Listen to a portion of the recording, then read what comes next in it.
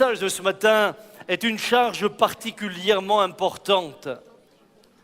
Et lorsque je me suis mis devant Dieu, je lui disais, mais comment puis-je moi enseigner sur le Saint-Esprit alors que c'est lui le divin enseignant? Et ma prière ce matin, c'est que non pas moi je vous enseigne sur la personne de l'Esprit, mais que l'Esprit se saisisse de chacun d'entre nous et qu'il nous enseigne ce dont nous avons besoin pour aller de l'avant. J'aimerais pour cela ce matin ouvrir la parole de Dieu dans Jean 16, les versets 7 à 15. Et notre thème aujourd'hui sera le Saint-Esprit, une personne. Cependant, dit Jésus, je vous dis la vérité, au verset 7, il vous est avantageux que je m'en aille, car si je ne m'en vais pas, le Consolateur ne viendra pas vers vous. Mais si je m'en vais, je vous l'enverrai. Et quand il sera venu, il convaincra le monde en ce qui concerne le péché, la justice et le jugement. En ce qui concerne le péché, parce qu'il ne croit pas en moi, la justice, parce que je vais au Père et que vous ne me verrez plus, le jugement, parce que le prince de ce monde est jugé. J'ai encore beaucoup de choses à vous dire, mais vous ne pouvez pas les supporter maintenant. Quand le Consolateur sera venu, l'Esprit de vérité, il vous conduira dans toute la vérité, car il ne parlera pas de lui-même, mais il dira tout ce qu'il aura entendu et il vous annoncera les choses à venir. Jusque-là, la parole de Dieu. Bien-aimés, je crois que nous n'avons pas assez conscience de l'importance de la présence du Saint-Esprit, non seulement en tant qu'Église, mais au niveau de nos vies individuelles. Pour beaucoup, nous ne mesurons pas que le Saint-Esprit n'est pas seulement une puissance, mais est une personne à part entière. Et si vous parlez du Saint-Esprit rien qu'en tant que puissance, vous n'aurez jamais la relation que vous pouvez avoir avec lui si vous concevez ce qu'il est en réalité, une personne. L'Écriture, la doctrine, l'enseignement ou l'instruction sur le Saint-Esprit occupent une place extrêmement importante lorsque vous lisez l'Écriture. L'enseignement sur le Saint-Esprit revient constamment. Hormis les 2e et 3e épîtres de Jean, vous retrouvez le Saint-Esprit dans toute la parole, dans les évangiles. La promesse de son effusion revient dans Matthieu, Marc, Luc, Jean. La promesse de son effusion est constamment présente. Dans le livre des Actes, permettez-moi de vous dire que dans le livre des Actes, il est mentionné pas moins de 57 fois. 57 fois. Vous savez, lorsque je vois parfois l'importance qu'on donne à un verset, et à quel point on met ce verset en évidence et on brode autour de ce verset comme si ce verset c'était toute la parole. L'Esprit revient 57 fois dans le livre des Actes. D'ailleurs, certains ont dit qu'il ne faudrait pas appeler le livre des Actes des Apôtres le livre des Actes des Apôtres, mais il faudrait l'appeler le livre des Actes du Saint-Esprit. Le livre des Actes du Saint-Esprit. Très longtemps, on a négligé l'enseignement sur le Saint-Esprit et sur la personne du Saint-Esprit. Très longtemps, on l'a laissé un peu comme le parent pauvre de la Trinité. On n'en a pas trop parlé. On parle du Père, on parle du Fils, on va parler de la prière, on va parler de la lecture de la parole de Dieu, on va mettre toutes ces choses en évidence, mais le Saint-Esprit, on ne l'aborde pas. Pourquoi? Parce que bien des personnes dans bien des milieux sont très mal à l'aise avec la question du Saint-Esprit. Et pour bien des gens, le Saint-Esprit n'est qu'une idée vague, rien qu'à cause du terme esprit. Dès que vous parlez d'esprit, ça devient insaisissable. On parle de l'esprit du Seigneur, on parle de l'esprit de Dieu, on parle du Saint-Esprit. D'ailleurs, les symboles même qui le concernent le rendent un peu insaisissable. On parle du feu, on parle de l'huile. L'huile est un symbole du Saint-Esprit. La colombe est un symbole du Saint-Esprit. Mais on a du mal, au travers de tous ces symboles, à concevoir, à découvrir, à comprendre que le Saint-Esprit est réellement réellement une personne. Dis à ton voisin, tu vas voir ce matin que le Saint-Esprit est réellement une personne.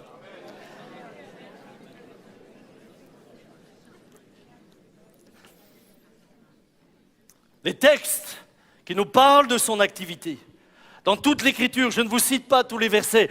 Les groupes de maison sont là pour ça et vous aurez l'occasion de revenir là-dessus dans votre groupe de maison, d'approfondir ça, d'échanger, de poser les questions que vous avez.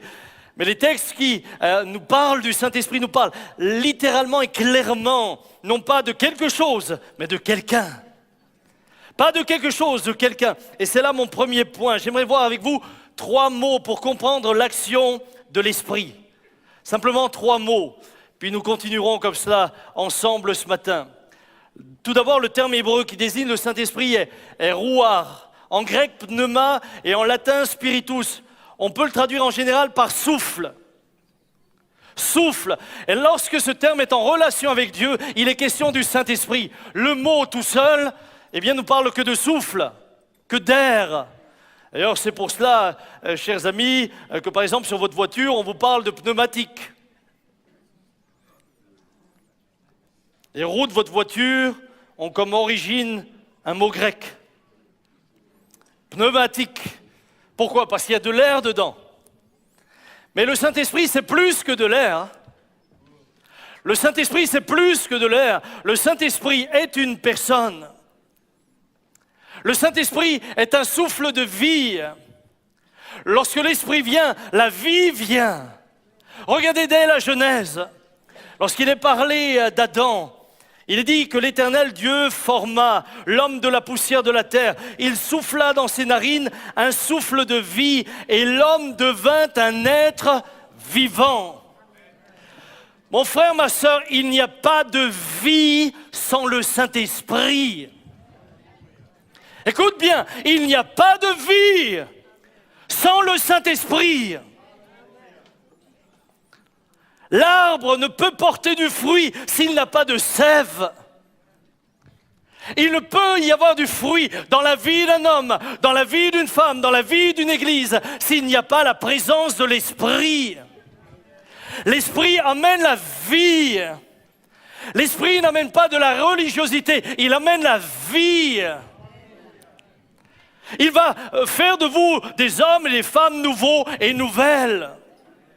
Mon frère, ma sœur, lorsque Ézéchiel a cette fameuse vision, dans Ézéchiel 37, il est dit « prophétise et parle à l'Esprit ». Prophétise, fils de l'homme, et dit à l'Esprit, viens des 4 vents, souffle sur ces morts et qu'ils revivent. Je prophétisais selon l'ordre qui m'avait été donné. Et l'Esprit entra en eux et ils reprirent vie. Et ils reprirent vie. Il n'y a pas d'espérance pour notre pays sans l'action du Saint-Esprit. Il n'y a pas d'espérance pour notre pays sans des églises remplies du Saint-Esprit. Il n'y a pas d'espérance pour la France qui est comme cet amas d'eau. Il n'y a pas d'espérance pour la France sans des croyants qui soient remplis du Saint-Esprit. Et c'est pour ça que Jésus ne les a pas envoyés prêcher avant qu'ils aient reçu à Jérusalem ce qu'il avait promis. Attendez, attendez, leur dira-t-il, que vous ayez reçu ce que le Père a promis. Et ils attendirent et ils reçurent. À ce moment-là, ils sortirent. Et le même Pierre qui avait de la crainte, le même Pierre qui était effrayé, va devenir un homme rempli de courage et de hardiesse. Et la Bible dit que 3000 se convertirent ce jour-là. Lorsque le Saint-Esprit est en toi, lorsque le Saint-Esprit est en toi, tu te réjouis de parler de Jésus. C'est une joie, ce n'est pas un devoir. C'est une joie, je vous assure, je bénis le Seigneur. Ma femme était avec moi en vacances, mais nos vacances ont été une petite campagne d'évangélisation. Où que nous étions dans un restaurant, sur la plage ou ailleurs, il y a toujours un moment où tu as la joie de parler de Jésus. Et ce n'est pas parce qu'on me force. Moi, je n'ai pas de pourcentage sur les gens qui se convertissent. C'est juste une joie. Même si je voulais me taire, je ne peux pas me taire. Je ne peux pas. J'ai beau serrer ma bouche, il y a quelque chose qui brûle dedans. Là, j'étais dans l'avion, le jeune, il y a un jeune qui vient se mettre à côté de moi, un jeune indien. Enfin, il avait 30 ans, pour moi, c'est un jeune. Et puis, en 2 minutes, on était branchés sur Jésus. Mais vous savez, lorsque l'Esprit est là, vous ne fatiguez pas les gens. Le Saint-Esprit va vous donner les paroles, les mots qu'il faut. Et les gens sont très contents. Après, ils ne me lâchaient plus. Ils ne me lâchaient plus. Une hôtesse de l'air qui est passée, elle plaisantait un peu avec moi, je ne sais pas pourquoi. Et puis, là aussi, en 2 minutes, hop, le contact était fait. Et j'ai pu simplement lui laisser une carte, le culte en direct, etc. Lorsque le Saint-Esprit agit en vous, il se passe quelque chose. Vous vous réjouissez de parler du Seigneur et la joie du Seigneur déborde. Elle se voit. Je sais, vous vous souvenez de ce témoignage que vous avez donné un jour? Vous savez, lorsque vous êtes rempli du Saint-Esprit, il se passe des choses que vous ne mesurez pas. Vous ne les mesurez pas. Vous ne vous rendez pas compte. C'était à l'époque où, je ne sais plus lequel se mariait. Oui, Jonathan, je crois. Enfin bref. Et puis, nous étions allés faire les courses pour le mariage. Mes frères, vous mesurez ma souffrance? D'abord, j'ai la carte de crédit qui a fait des convulsions. Et puis on va dans le magasin là, pour acheter des habits. Et quand vous allez avec Dominique, essaye le pantalon. Et il est pas mal. Essaye-en un autre. Il est pas mal. Non, l'autre me semble mieux. Au bout d'un moment, tu as l'impression d'être un artichaut. Tu vas dire, là... Non, change de veste. Et après, il fallait encore habiller les enfants. Et là, j'étais franchement fatigué. Et comme nous avions déjà eu un peu de contact, on connaissait un peu le propriétaire, j'avais vu à l'extérieur de son magasin qu'il y avait une ampoule qui était cassée. Alors je lui dis, tiens, si tu veux, je peux te remplacer l'ampoule. Il me dit, mais ça tombe bien, moi je suis trop court. Je dis, j'ai le bout qui te manque. Et puis il me donne une échelle et je monte sur l'échelle. J'étais en haut de l'échelle et il y a, je sais pas moi, 15 mètres, il y avait un arrêt de bus. Et il y avait plein de monde, c'était l'heure où les gens rentrent du bureau. Et il y avait au moins une 50aine de personnes. Et pendant que je dévisse, je sens qu'on me regarde. Est-ce que vous avez déjà vu quand on vous regarde? Tout d'un coup, tu n'es plus à l'aise. Même quand tu marches sur un trottoir, que quelqu'un est assis à un arrêt de bus et qu'il te regarde marcher, tant que tu t'en rends pas compte, tu marches normalement. Quand il te regarde, tu es...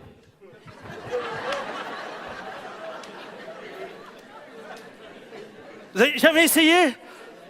Ça marche à tous les coups. Quand on voit un arriver, tu le fixes comme ça.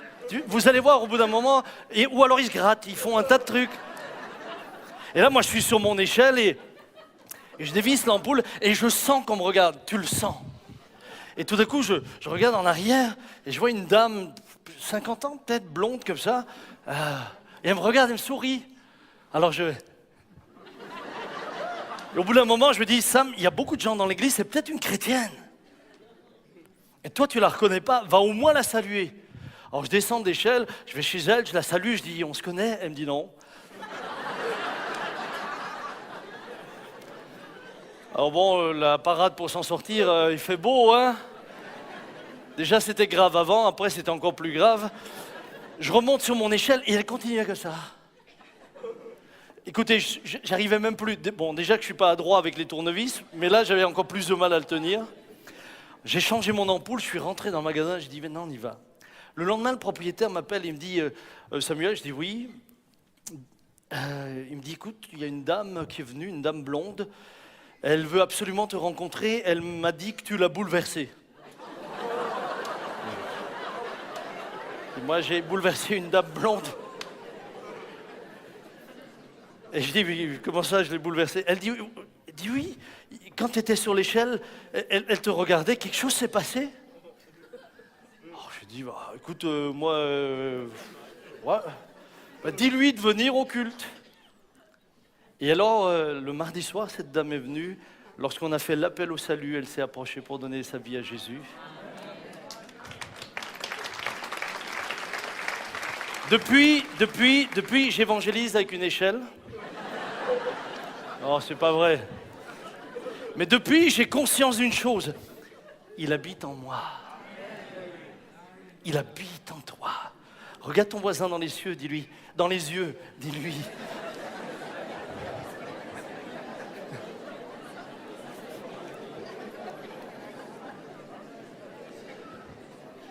Frères et sœurs, il n'y a pas de vie sans le Saint-Esprit.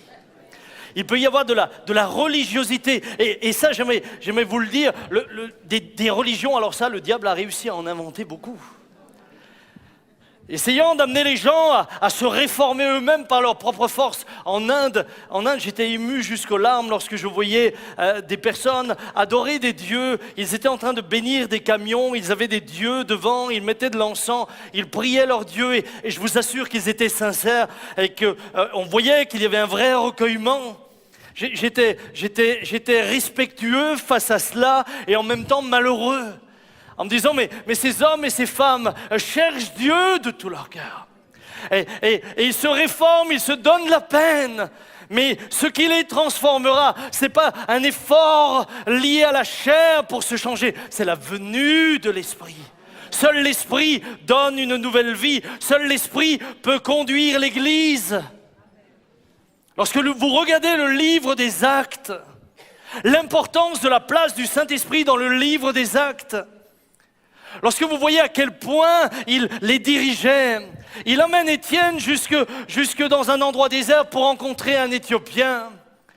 Il sera là, le Saint-Esprit, lorsqu'aura lieu finalement le premier concile de Jérusalem. Et les apôtres pourront dire ensuite, à la fin, après avoir énuméré les différentes questions, il a paru bon au Saint-Esprit et à nous. Constamment, lorsqu'il est question de l'église d'Antioche, c'est le Saint-Esprit qui parle et qui dit « Mettez-moi à part Paul et Barnabas ». C'est lui qui met des hommes à part, c'est lui qui met des missionnaires à part, c'est lui qui qualifie. Et j'imagine pas l'église du 21e siècle sans le Saint-Esprit. J'imagine pas l'église du 21e siècle faire l'œuvre de Dieu sans l'aide de Dieu. Et son aide nous vient par le Saint-Esprit. Il n'y a pas, mon frère, ma sœur, il n'y a pas de nouvelle naissance sans le Saint-Esprit. Jésus dit à Nicodème, je te le déclare, c'est la vérité, personne ne peut entrer dans le royaume de Dieu s'il ne naît pas d'eau et de l'esprit. Mais entrer dans le royaume de Dieu, c'est entrer dans un royaume réel. C'est un royaume réel. Tout à l'heure, Claude disait que nous n'avions pas besoin de papier. Ce matin, nous aurions tous le passeport pour le ciel. Mais entrer dans le royaume de Dieu, c'est recevoir la vie du royaume. Et nul ne peut entrer dans le royaume de Dieu sans que la vie soit en lui. Souvent, lorsqu'on lit ce texte, on s'imagine que le royaume de Dieu à venir, c'est le royaume de Dieu qui vient lorsque tu mourras. Mais moi, j'aimerais te dire que quand un homme, une femme naît de nouveau, que l'Esprit de Dieu vient en lui, alors il naît et il commence sa vie nouvelle dans le royaume de Dieu. Nous sommes encore sur terre, mais nous vivons déjà dans le royaume de Dieu. Ce n'est pas seulement un royaume à venir, c'est un royaume présent. Et son esprit nous en donne la garantie. Mais pour cela, il nous faut le Saint-Esprit. Vous ne pouvez pas naître de nouveau par vos propres efforts. Vous ne pouvez pas naître de nouveau simplement par votre propre volonté. Ils sont nés non de la volonté de l'homme ni de la chair, mais ils sont nés de Dieu, dira l'apôtre Jean. Ils sont nés d'en haut. Et lorsque la vie d'en haut vient en toi, alors tu peux commencer à vivre une vie nouvelle. Alors tu peux commencer à vivre une vie qui glorifie son nom. Seulement alors, tu peux t'appeler enfant de Dieu. Mais personne n'est l'enfant de quelqu'un si celui de qui il dit être l'enfant ne l'a engendré. Bien sûr, il y a des enfants par adoption. Mais moi, je peux dire, je suis l'enfant du papa Jean.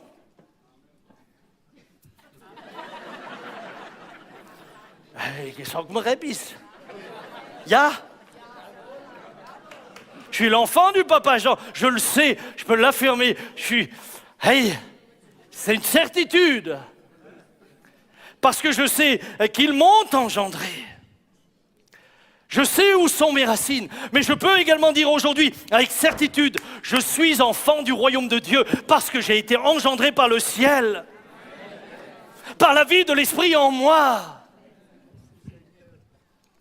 Je ne suis pas chrétien parce que mon père l'était. Je ne suis pas chrétien parce que ma mère l'était. Je ne suis pas croyant parce qu'eux vivaient leur foi. Je suis devenu croyant. Ils ont été un exemple. Ils ont été source d'inspiration. Ils ont été source de bénédiction. Mais un jour, il y a eu une rencontre personnelle. Et là, l'Esprit m'a convaincu de péché, de justice, de jugement. On ne m'a pas fait la morale. On n'a pas dit, tu n'as pas le droit, il faut ceci, il faut cela, etc., etc. On ne m'a pas dit cela. Ça n'aurait servi à rien. Avec mon caractère, j'aurais fait le contraire. Mais à un moment donné, l'Esprit est venu me convaincre.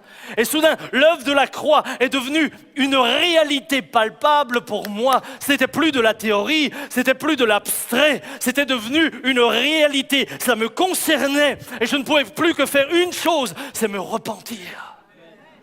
Mais c'était l'œuvre de l'Esprit. Lorsque l'Esprit vient, il amène la vie, et cette vie vous amène à être un homme, une femme nouveau et nouvelle. Sinon, votre vieille nature demeurera même dans une église comme celle-là. Si vous n'êtes pas né de nouveau et vous êtes assis dans les rangs ici, vous resterez pareil. Écoutez, prendre un exemple. Un mulet, ça ressemble beaucoup à un cheval. Non, pas plutôt un âne. C'est assez grand, c'est le croisement. Imaginez que je décide de faire d'un mulet un cheval de course. Je lui taille les sabots, la crinière, je le rends beau, je vais l'appeler, je ne sais pas moi, flèche sifflante, parce qu'ils ont tous des noms comme ça, les chevaux là. Et puis là, tu le mets sur le box de départ, avec les purs sangs. Puis il est là dans le box de départ. Tu l'as entraîné, ton mulet. Quand la grille s'ouvre, les chevaux de course, leur nature, c'est d'être des chevaux de course. Ils vont se mettre à courir, mais lui, il sera derrière. C'est un mulet. C'est un mulet. C'est dans sa nature. Tu peux lui faire une belle tresse, tu peux essayer de l'apparenter à un cheval de course. Ça reste un mulet. À Eselblip, à Esel. C'est une nouvelle nature dont tu as besoin. Un homme sans Dieu reste un homme sans Dieu. Et là, mes amis, si vous êtes là pour la première fois, votre religion ne vous changera pas. Parce que Dieu donne une vie nouvelle. Et tant que tu n'as pas cette vie nouvelle, tu peux faire ce que tu veux, tu peux te réformer. Ta religion va devenir très humaniste avec des valeurs. Mais elle ne réformera pas ton cœur et ta manière de penser. Quand le Saint-Esprit vient, soudain tu entres dans le royaume de Dieu. Soudain tu penses comme il pense. Soudain tu apprends à te soumettre à sa volonté. Soudain tu apprends à agir et agir avec joie. Soudain tu as soif de sa parole et tu te réjouis de sa parole. Soudain prier pour toi devient un privilège. C'est pas un devoir. C'est pas une obligation, c'est une joie venir dans la présence du Très-Haut parce que son esprit habite en toi. Mon frère, ma sœur, ce matin, j'aimerais insister là-dessus. La vie procède de l'esprit. Un second terme, eh bien, c'est dynamis. Ce terme, d'ailleurs, a donné le terme dynamite. Dynamite, ça nous dit quelque chose. Le terme dynamis, eh bien, c'est ce que le Saint-Esprit fait en nous accordant des capacités qui dépassent nos capacités humaines. C'est un revêtement d'autorité et de puissance. Malheureusement, souvent, les croyants ne recherchent que cet aspect-là. Une capacité de faire des choses particulières que Dieu te permet de faire dans le cadre de ce qu'il t'a assigné. Jésus ouvrait les yeux aux aveugles. Les apôtres faisaient marcher les paralytiques. Ils faisaient donc des actes qui ne relèvent pas simplement de la volonté humaine. Aucun d'entre nous, par sa propre volonté, peut ouvrir les yeux à un aveugle. Aucun d'entre nous ne peut multiplier le pain ou marcher sur l'eau. Aucun d'entre nous. Vous ne pouvez pas le faire. Vous savez, ça me rappelle l'histoire de ces deux pasteurs qui étaient dans une église. Ils avaient un jeune en formation. Et alors, ils l'ont invité à une partie de pêche. Et puis, au bout d'un moment, il y a un des vieux pasteurs qui dit à l'autre, « Ah mince, ils étaient déjà sur le lac. Ah mince, on a oublié le sandwich pour midi. » L'autre, il dit, « T'en fais pas, j'y vais. » Puis, il sort de la barque, il se met à courir sur l'eau. Puis, le jeune, impressionné, dit, « Waouh !» Oh. Puis, il revient. Puis, 3 minutes après, le second pasteur dit, « Mince, j'ai encore oublié un truc. » L'autre lui dit, j'y vais. Non, non, reste là, j'y vais moi. Puis à nouveau, pap, sur l'eau, il part, il revient. Le jeune pasteur, il est impressionné. Oh. Le niveau spirituel de ces gars-là. Oh. Puis tout d'un coup, ils se sont rendus compte qu'ils voulaient faire une petite réunion, il leur manquait une Bible. Ils disent, oh mais on a oublié la Bible. Et là, le dernier, le plus jeune, il ne voulait pas se dégonfler. Il se disait, mais je vais leur dire que j'y vais moi aussi. Alors il dit, non, vous inquiétez pas, j'y vais. Les deux autres, ils disent, ok. Puis il sort de l'eau et il coule. Puis là, tu as un des deux pasteurs qui dit à l'autre, tu crois qu'on aurait dû lui dire qu'il y a des piquets dans l'eau où on peut mettre les pieds?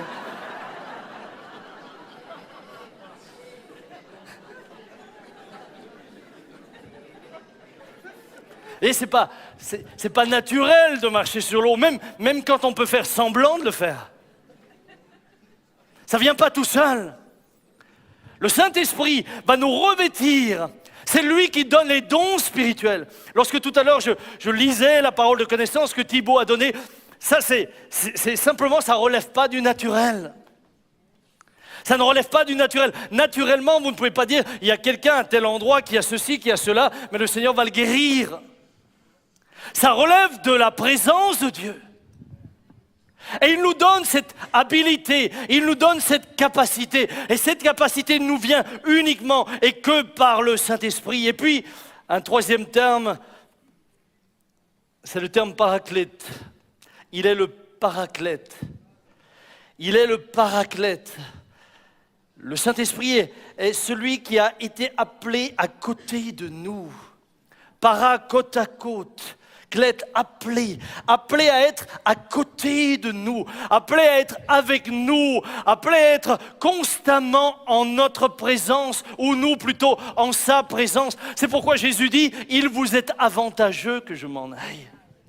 Afin que vienne l'Esprit de vérité qui vous conduira dans toute la vérité. Frères et sœurs, il est appelé à côté de nous, au quotidien. Est-ce que vous pouvez imaginer ce que c'est? Au quotidien. Le Saint-Esprit est là. Il n'est pas au ciel, il est là. Au quotidien. Il remplit le ministère de Christ. Lorsque vous regardez ce qu'il fait, vous vous rendez compte que maintenant l'Esprit de Dieu remplit le ministère que Christ remplissait à l'égard de ses disciples. Il enseigne, il console, il dirige, il équipe. Jésus aussi a équipé les siens lorsqu'il souffla l'Esprit sur eux. Le Saint-Esprit vient littéralement remplir le ministère de Christ à côté de nous. Et c'est pourquoi il vous dit, il vous est avantageux. Avant, Jésus se trouvait à un endroit. Lorsqu'il était à Jérusalem, il était à Jérusalem, mais pas à Jéricho. Lorsqu'il était à Jéricho, il n'était pas à Jérusalem, etc. Aujourd'hui, par le Saint-Esprit, l'Esprit est là où nous sommes. Conscients de cela, nous devrions avoir une sainte crainte. Nous le verrons tout à l'heure ensemble. Le paraclète. Permettez-moi juste rapidement de vous rappeler que la Bible déclare que le Saint-Esprit est Dieu. Et il est sur un plan d'égalité avec le Père et le Fils. Le Saint-Esprit n'est pas seulement une personne, il est une personne divine. Il est dit dans Matthieu 12, 32, celui qui dit une parole contre le Fils de l'homme sera pardonné, mais celui qui parle contre le Saint-Esprit ne sera pardonné ni dans le monde présent, ni dans le monde à venir. Pierre, quand il parle de lui, l'appelle Dieu. Il dira, en parlant à Ananas, « Pourquoi Satan a-t-il rempli ton cœur au point que tu mentes au Saint-Esprit et que tu aies retenu une partie du prix du champ? S'il n'eût pas été vendu, ne te restait-il pas? Et après avoir été vendu, le prix n'était-il pas à ta disposition? Comment as-tu pu mettre en ton cœur un pareil dessein? Ce n'est pas à des hommes que tu as menti, mais à Dieu. » Mon frère, ma sœur, le Saint-Esprit est pleinement Dieu. Il est pleinement Dieu. Il n'est pas juste la troisième roue du carrosse. Il n'est pas juste inférieur. Très souvent dans nos têtes, on a des espèces de classements, le numéro 1, le numéro 2, le numéro 3. Mais nous n'avons qu'un Dieu. Et notre Dieu est Père, Fils et Saint-Esprit. Lorsque vous lisez l'Écriture, il a une nature éternelle, Hébreux 9, 14.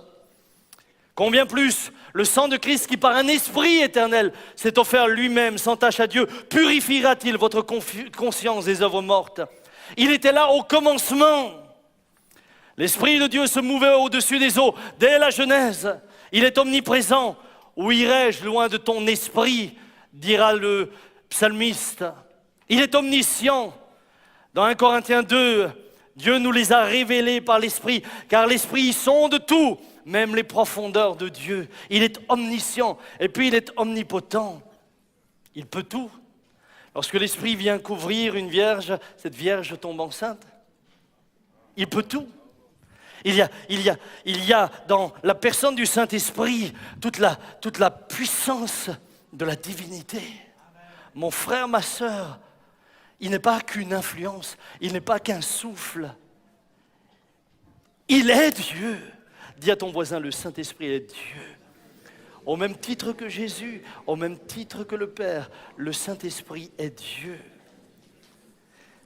Il est une de ces trois personnes de la Trinité. Nous croyons tous que Dieu est un, mais il possède de toute éternité trois personnes, chacune étant pleinement Dieu, nous le croyons. Nous n'avons qu'un Dieu, nous n'avons pas trois dieux. Nous n'avons qu'un Dieu. Nous n'avons qu'un Dieu. Mais ce qui est intéressant, en hébreu, dans la Genèse, il est dit « les dieux créa ». Les dieux créa, vous avez un pluriel et suivi d'un singulier, parce qu'il n'y a qu'un Dieu. Mais il est Père de toute éternité, Fils de toute éternité, Esprit de toute éternité. Alors, je ne vais pas m'étendre sur la Trinité. Le mot même Trinité n'apparaît jamais dans la parole de Dieu. Vous ne le trouvez pas. Il n'existe pas dans l'Écriture. C'est un constat. Regardez au baptême de Jésus.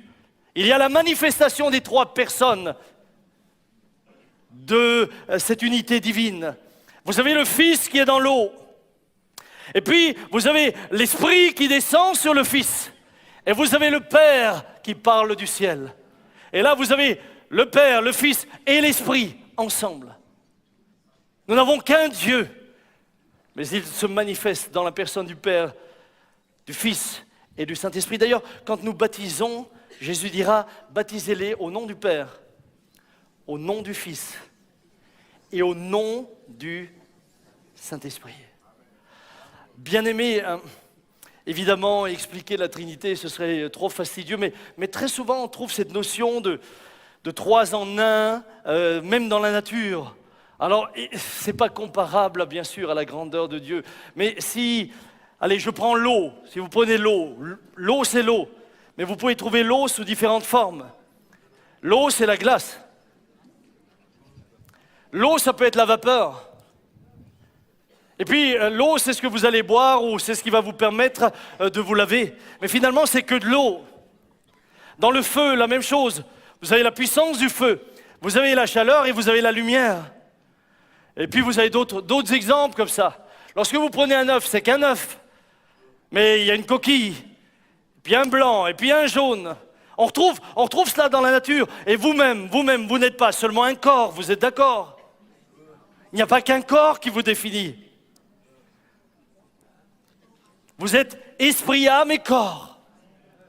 Esprit, âme et corps. Pourtant, vous n'êtes qu'une seule personne. Moi, quand j'approche le papa Jean, je ne lui dis pas « je parle à ton esprit ».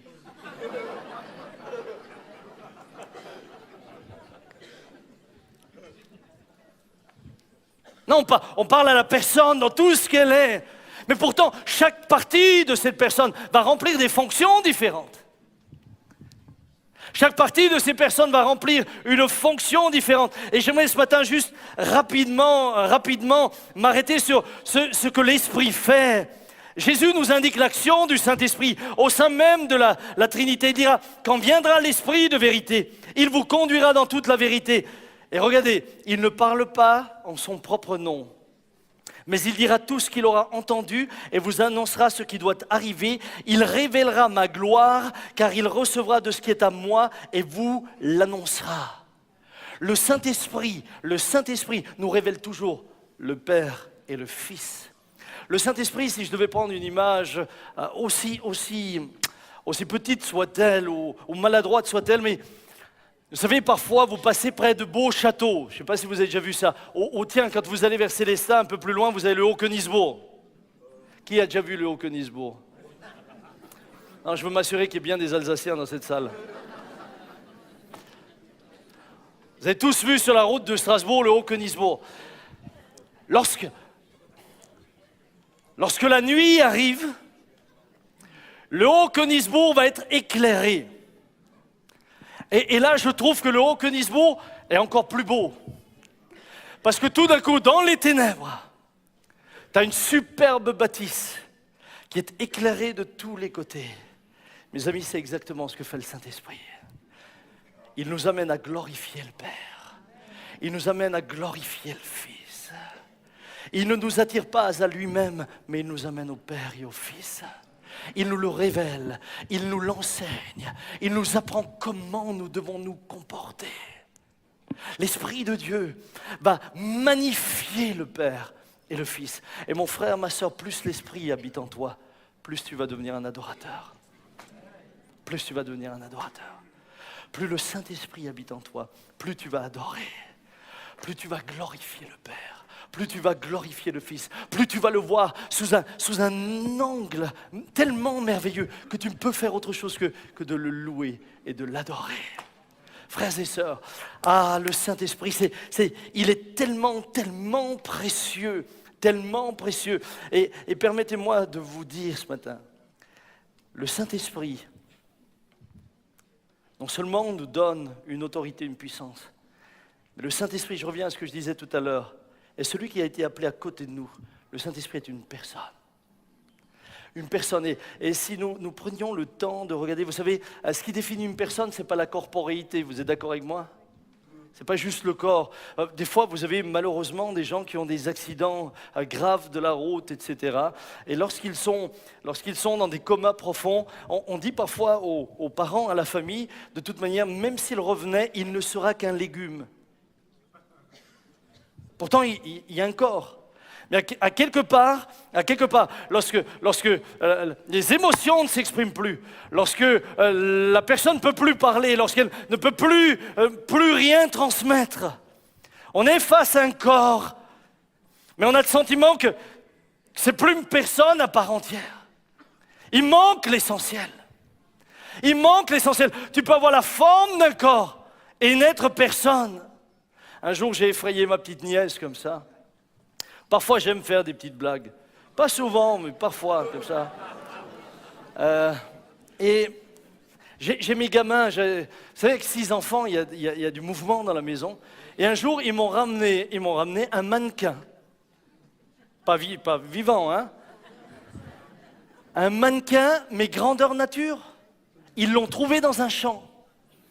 Et à cette époque-là, je leur ai dit, on avait 4 gamins dans une chambre. J'ai dit, qu'est-ce que vous voulez que je fasse de ça? Le mannequin était aussi grand que moi. Et puis je dis, mais qu'est-ce qu'on va faire avec ça? Mais ça vous suffit pas une poupée grande comme ça, il vous faut un truc d'1,80 m là. Non, papa, garde-le. J'ai dit, non, moi je jette ce truc. Et tout d'un coup, je me dis, attends. Bon, les enfants, on va voir. Et puis, je me suis dit, je vais faire un petit coup à mon beau-frère. Donc, ce mannequin, ils l'ont trouvé dans les champs. Je suis allé le laver dans ma baignoire. Je ne sais pas si vous voyez un peu le truc. Heureusement que personne ne me voyait. Ils se seraient dit, il joue avec des grandes poupées, le pasteur. Hein. Puis je l'ai lavé, et puis je l'ai habillé. J'ai mis mes habits, etc. Et Christian était en vacances, mais je savais qu'il était sur le chemin du retour. Et là, j'ai emmené mon mannequin, et puis je l'ai installé sur leur toilette. Donc le gars était comme ça. Alors je me suis appliqué à ce que tout soit vraiment dans les règles de l'art. Hein. J'avais mis le pantalon ici, puis il avait une casquette et j'attendais plus qu'une chose, c'est qu'ils arrivent. Et ils sont arrivés, et bien sûr, ma chère nièce Pris, qui était ce matin au piano, je ne sais pas où elle est, mais après un long voyage, première des choses, mesdames. Hein? Ouais, c'est ça, la pause pipi. Donc, première des choses, elle sort de la voiture, elle file aux toilettes. Elle arrive aux toilettes, elle ouvre, et là j'entends le cri.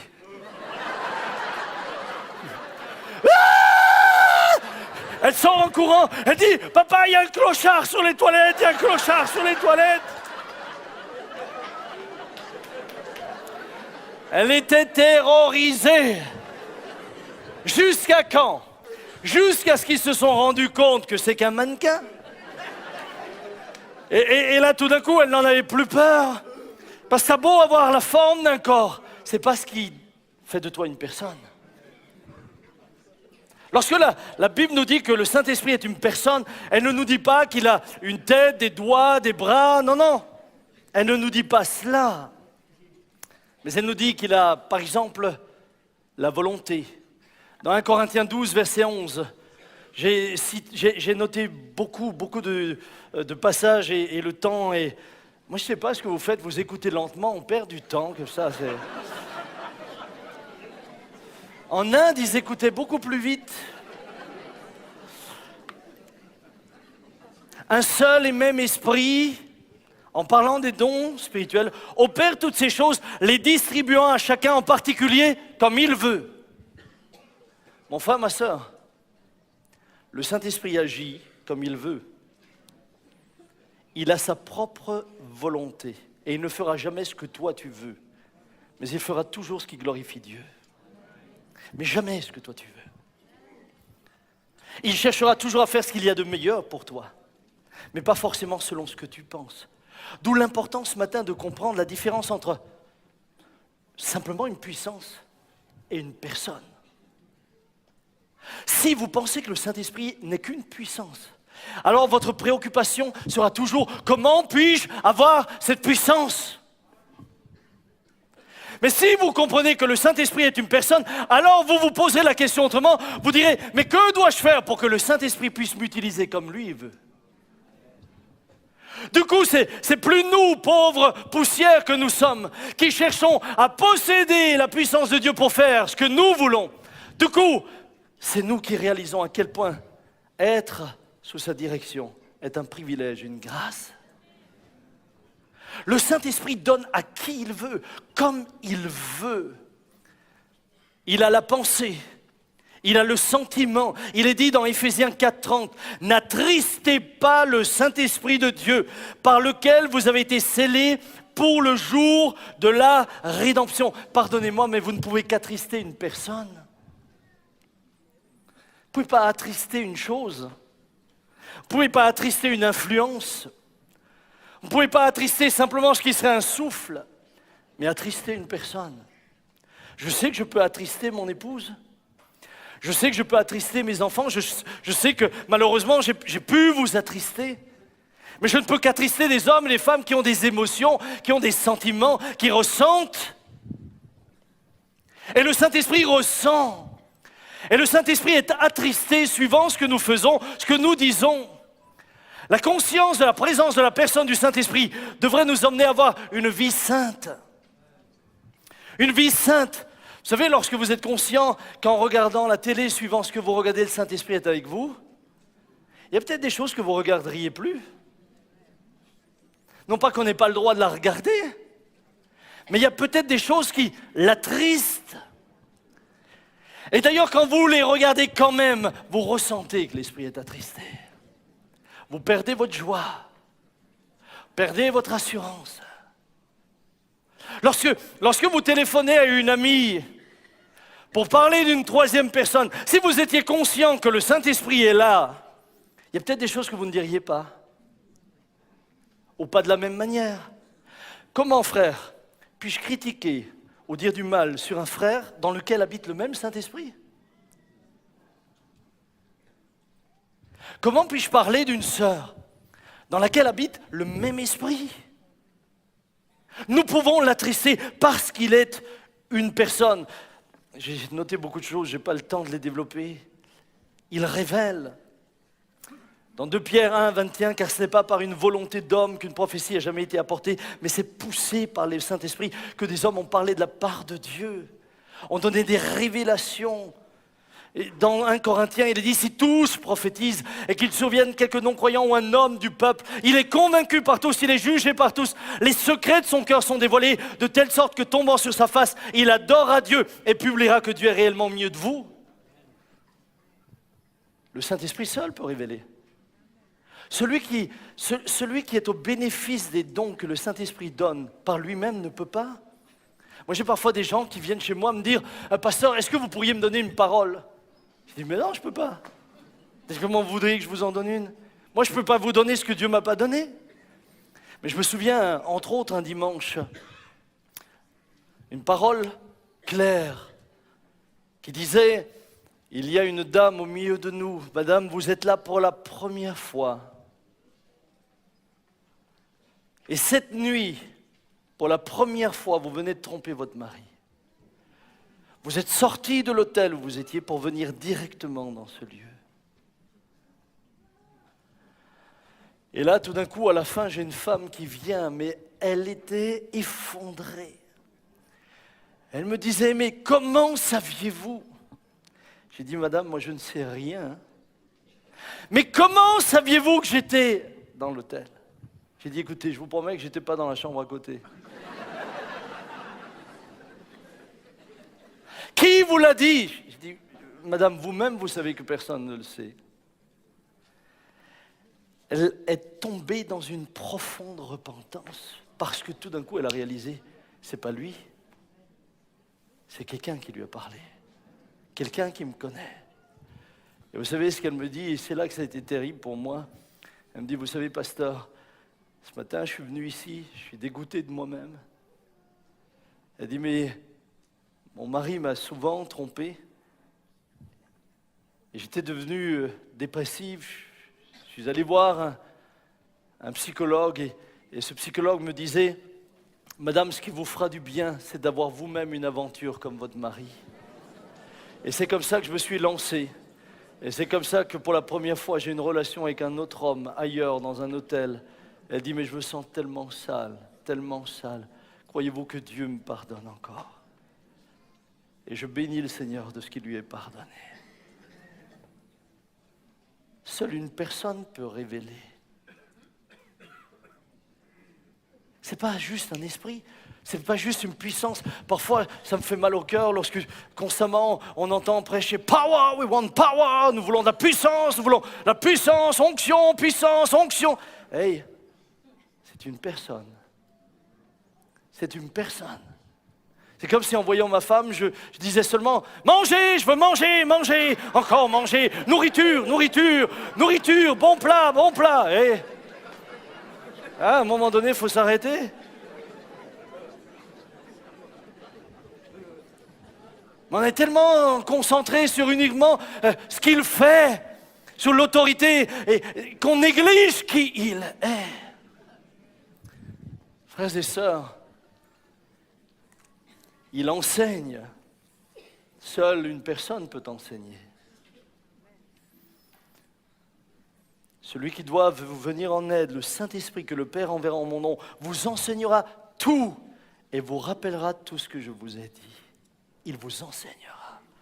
Lorsque vous lisez la Bible, dites, Esprit de Dieu, enseigne-moi. Vous ne pouvez pas savoir le nombre de fois où j'étais devant ma Bible et je disais, tu es le divin enseignant.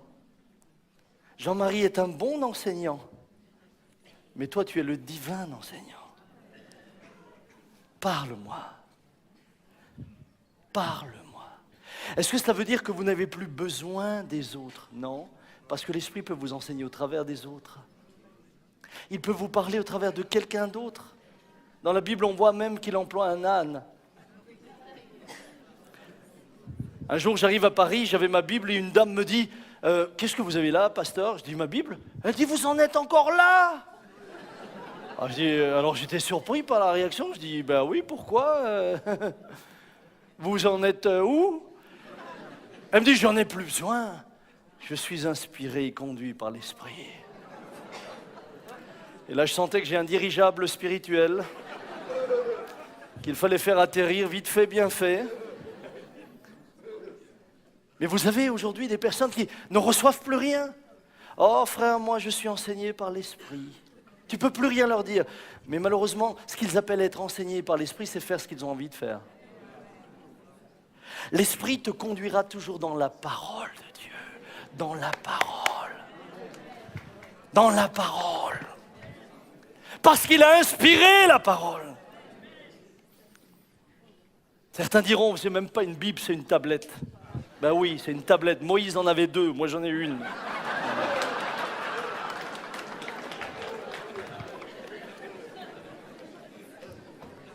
Dans la parole, et là dans la parole il te parle. Frères, sœurs, je peux vous assurer une chose. Non seulement il enseigne, il intercède, il parle, il commande. Le temps passe vite et les frères de Hongrie ont voulu que je finisse à l'heure. Ils m'ont ramené une montre 3 fois plus grande qu'une normale. Et ils me l'ont mis juste en face pour que plus jamais je ne puisse l'oublier. Et montre cruelle, montre cruelle. Il commande, le Saint-Esprit peut diriger une réunion. Et l'apôtre Paul prêchait toute la nuit. Dites-moi. Et si le Saint-Esprit avait décidé aujourd'hui qu'on continue jusqu'à 16h?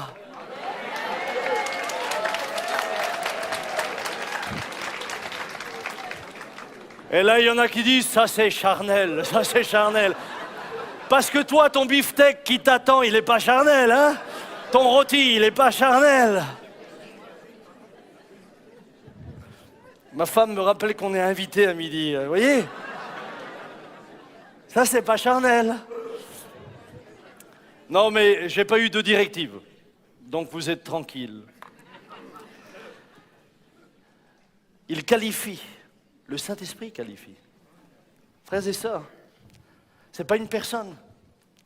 C'est lui qui qualifie qui il va envoyer, comment il va l'envoyer. Il sait pourquoi il va appeler l'un et pas l'autre. Il sait pourquoi il va appeler un ici et l'autre là-bas. Papa Jean voulait partir comme missionnaire. Avec ma mère. Je ne sais pas comment elle aurait fait, avec la peur qu'elle a de tous les petits animaux. Mais ils voulaient partir, vraiment, ils étaient décidés, je les connais, ils étaient décidés. Ils avaient eu un couple missionnaire à la maison, et puis le couple missionnaire leur avait dit « mais on aurait besoin d'un couple comme vous, venez avec nous », et Papa Jean a dit « ok, on vient avec vous ». Et le soir, quand il est allé fourrager ses lapins, puisque certains ont des canaris, lui il a des lapins, il fourrage ses lapins, et pendant qu'il est devant le clapier, l'Esprit de Dieu lui parle clairement et lui dit « Toi, tu restes ici parce que je t'ai appelé ici, d'autres partiront à ta place. » Donc il rentre, il dit à ma mère « Écoute, on ne partira pas, c'est d'autres qui vont partir à notre place, je le dirai aux missionnaires demain matin. » Lorsque les missionnaires descendent de leur chambre, ils étaient hébergés à la maison, la missionnaire dit tout de suite à Papa Jean « J'ai quelque chose à vous dire, frère Jean. » Il dit, bah oui, c'est de quoi il s'agit. Elle dit, frère Jean, Dieu m'a parlé cette nuit par son esprit. Il m'a dit, lui doit rester ici, d'autres sortiront à sa place. Et là, il lui a répondu, j'aurais déjà pu vous dire ça hier soir. Le Saint-Esprit sait qu'il qualifie. C'est pourquoi ne partez jamais sans qu'il vous ait appelé. Mais que ce soit appelé à partir ou appelé à rester. Parce que souvent les gens me disent, j'ai pas d'appel. Mais tu as eu un appel pour rester ? On est appelé ou à rester ou à partir. Mais ne le faites jamais par vous-même. Il qualifie. Pendant qu'ils servaient le Seigneur dans leur ministère et qu'ils jeûnaient, le Saint-Esprit dit, mettez-moi à part Barnabas et Saul pour l'œuvre à laquelle je les ai appelés. L'autre jour, Bertrand prêchait et il a dit quelque chose qui, entre autres, m'a tellement fait du bien. Il dit, Dieu n'appelle pas des hommes qualifiés, mais il qualifie ceux qu'il appelle. Dis à ton voisin, Dieu n'appelle pas des hommes qualifiés, mais il qualifie ceux qu'il appelle. C'est vrai pour les sœurs. Dieu n'appelle pas des sœurs qualifiées, il qualifie les sœurs qu'il appelle. Et je crois qu'il appelle les sœurs et je bénis Dieu pour cela. Et permettez-moi, bien sûr, il avertit, il réagit aux attitudes humaines. Je n'ai pas le temps de prolonger. On peut outrager le Saint-Esprit parce que c'est une personne. On peut se rebeller contre le Saint-Esprit. On verra peut-être cela ultérieurement. Mais j'aimerais juste dire, il console. Et ce matin, Benjamin est là au milieu de nous. Lorsque nous étions dans l'épreuve la plus profonde, lorsque nous traversions autant pour lui que pour nous, les moments les plus terribles de notre vie, et je peux dire les plus terribles de notre vie, eh bien le Saint-Esprit a été pour moi source de consolation. Le Saint-Esprit a été pour moi source de réconfort. Combien de fois n'étais-je pas en forêt ? Alors bien sûr, la question se pose, mais peut-on parler au Saint-Esprit ? Oui, je crois qu'on peut lui parler. Comment voulez-vous avoir de la communion, puisque Paul nous exhorte à la communion avec le Saint-Esprit, comment pouvez-vous avoir de la communion sans parler à quelqu'un ? Mais on lui parle dans le cadre de ce qu'il est, notre paraclète. Et combien de fois n'étais-je pas là ? Et ne disais-je pas, Père, secours-moi, que ton esprit vienne me consoler, que ton esprit vienne apaiser mon cœur. Combien de fois n'étais-je pas seul en forêt à hurler, mais à hurler, vous savez, j'hurlais à voix forte, de tout mon cœur, et j'appelais. Et tout d'un coup, je pouvais sentir la présence de l'Esprit. Et lorsque l'Esprit venait, les angoisses diminuaient, quittaient, la paix revenait. Parfois, dans les moments de détresse, l'espérance revenait. Il m'assistait par sa présence.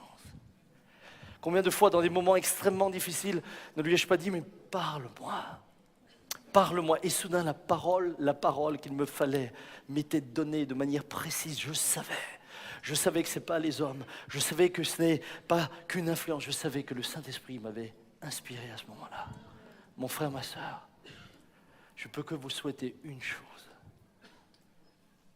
Que vous appreniez à connaître le Saint-Esprit comme une personne. Que vous appreniez à vivre en sa présence. Que vous appreniez à découvrir Christ et découvrir le Père au travers de la lumière que lui, va projeter sur eux. Que vous receviez l'enseignement au travers de son inspiration. Que vous meniez une vie qui soit digne de lui. Une vie sainte. Comment pouvons-nous vivre une vie dans le péché alors que celui qui habite en nous est saint ? Si nous avons cette vie nouvelle et s'il habite en nous, alors cette sainteté va se traduire dans notre quotidien. Qui voudrait ce matin dire, Seigneur, je veux tellement connaître la personne de l'Esprit. Est-ce que nous pourrions nous lever ensemble et juste prier un instant ? Il y a, vous le comprenez, énormément de choses à dire, mais je compte sur vos